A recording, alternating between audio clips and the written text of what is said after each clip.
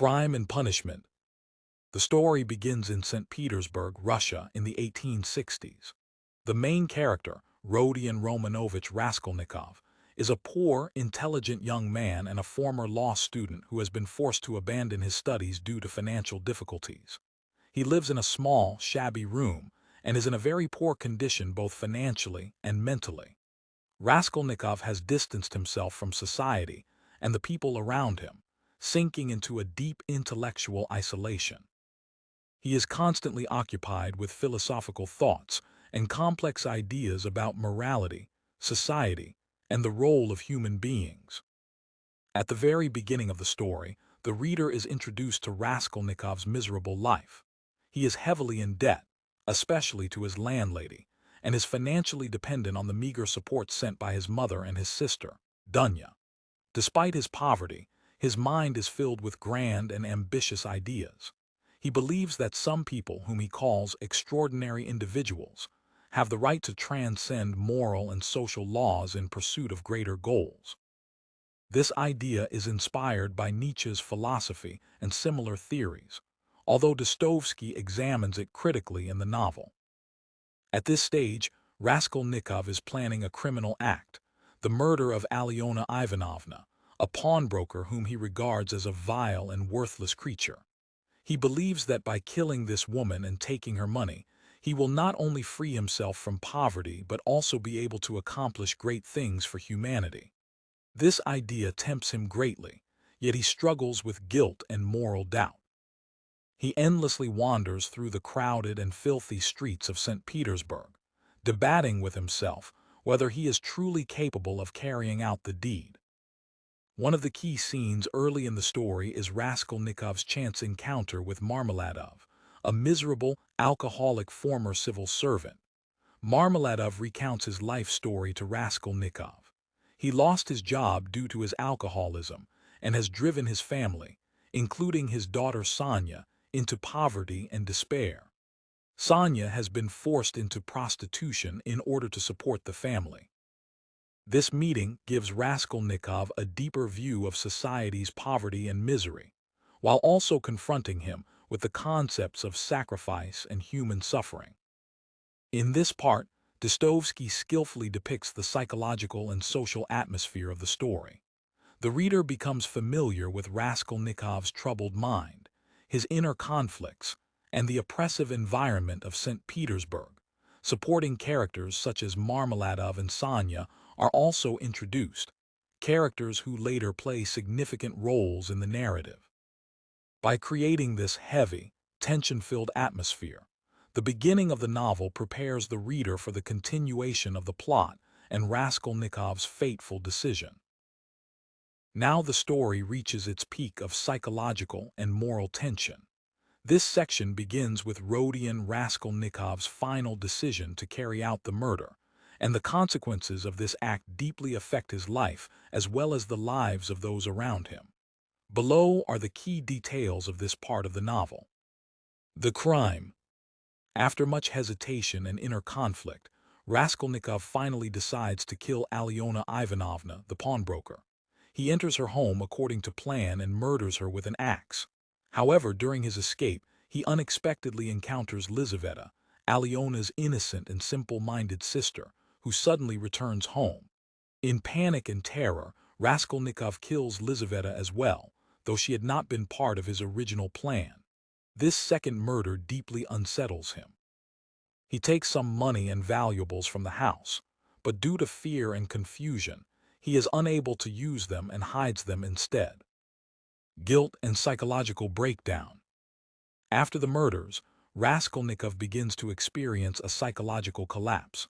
Although he initially believed the crime was justified for a greater purpose, saving himself and ultimately helping others, he now struggles with overwhelming guilt and fear. He cannot find peace, constantly wanders through the streets of St. Petersburg, suffers from fever and delirium, and trembles at every small sound. Dostoevsky skillfully portrays his mental state, torn between justifying his actions as those of an extraordinary man and the torment of having killed two innocent human beings. At the same time, the police investigation begins. Raskolnikov is summoned to the police station, though not as a prime suspect, rather for an issue related to his debts. Still, his nervous and erratic behavior draws the attention of Porfiry Petrovich, the clever and perceptive investigator. From the very beginning, Porfiry suspects him and uses psychological tactics and probing philosophical questions to apply pressure. These exchanges, especially their conversations about morality and crime, are among the most powerful moments in the story. Relationships with other characters. Raskolnikov's relationships with other characters deepen during this part, adding new layers to the narrative. He grows closer to Sonia Marmeladov, the young woman forced into prostitution to support her impoverished family. Sonia becomes a symbol of faith, sacrifice, and human suffering, showing Raskolnikov that even in the harshest conditions, dignity and spirituality can endure. Their bond gradually becomes one of the central elements of the novel. Meanwhile, Raskolnikov's sister Dunya and his mother arrive in St. Petersburg. Dunya, intending to marry Fyodor Petrovich Luzhin, a wealthy but selfish and opportunistic man, hopes to rescue the family from poverty through this marriage. Raskolnikov, who finds the arrangement degrading, opposes it. This conflict heightens family tensions and increases his sense of responsibility for protecting them. Another key figure in this part is Svidrigailov, a corrupt and mysterious man with a sordid past involving Dunya. He has followed her to St. Petersburg and emerges as a dark counterpart to Raskolnikov. Unlike Raskolnikov, Svidrigailov has no moral conscience, and his presence adds another dimension of evil and moral decay to the story. Social and philosophical atmosphere. Dostoevsky vividly depicts the social atmosphere of St. Petersburg in this section. Poverty, alcoholism, corruption, and social inequality permeate the city.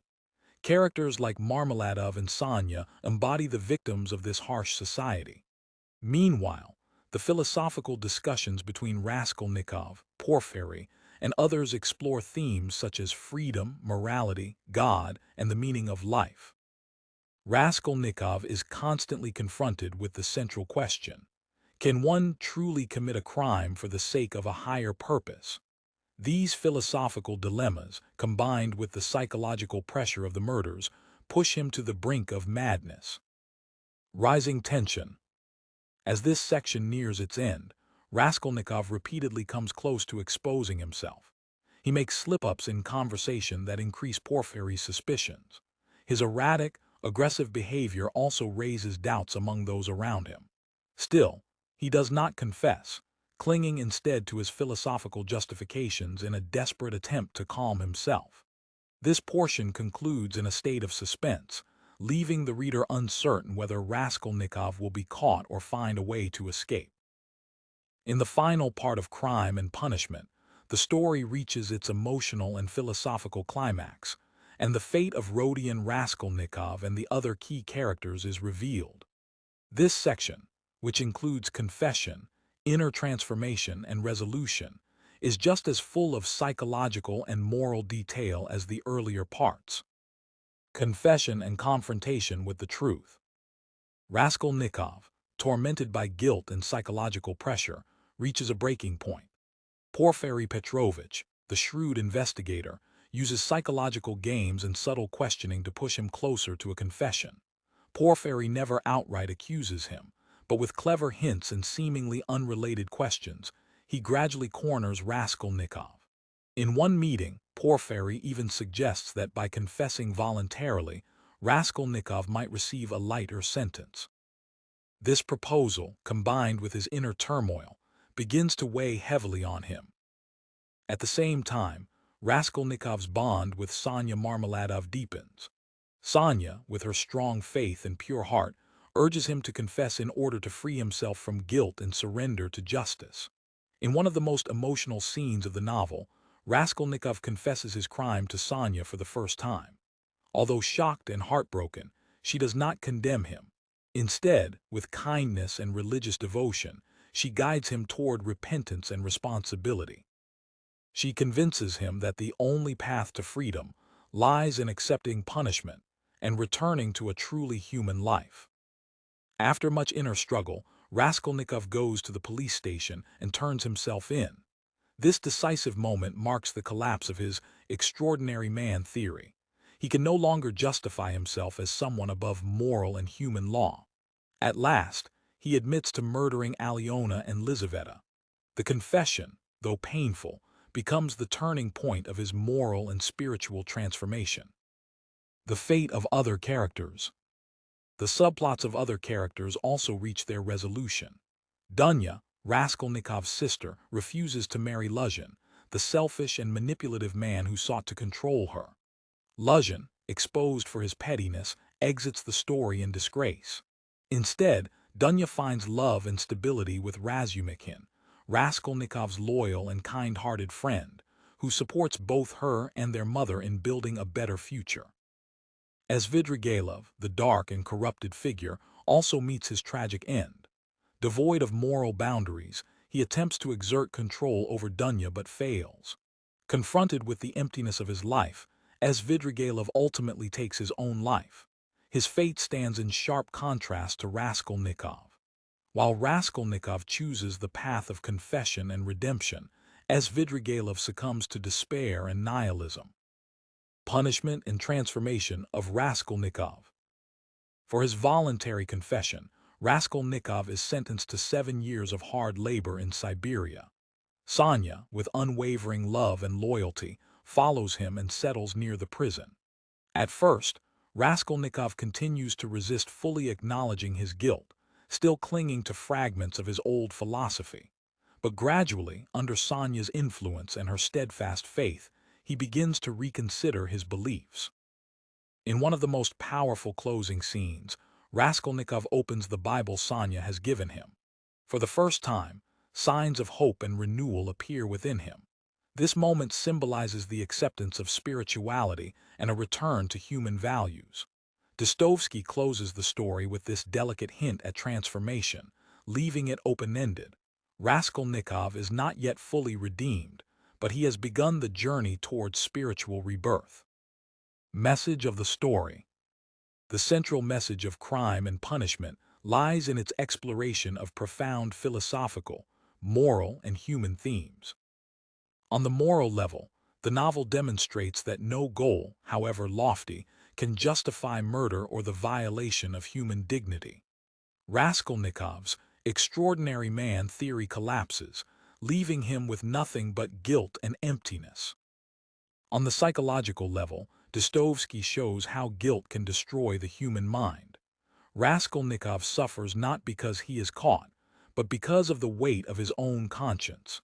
This emphasizes the power of the human conscience and the impossibility of escaping it. On the spiritual level, the novel highlights the role of faith and love in redemption. Sonia, with her devotion and sacrifice, becomes the embodiment of mercy and hope, proving that even in the darkest moments, a path back to humanity remains. Ultimately, Crime and Punishment is a profound study of human nature, the struggle between good and evil, and the possibility of redemption. It challenges the reader to reflect on the boundaries of morality, individual responsibility, and the true meaning of being human.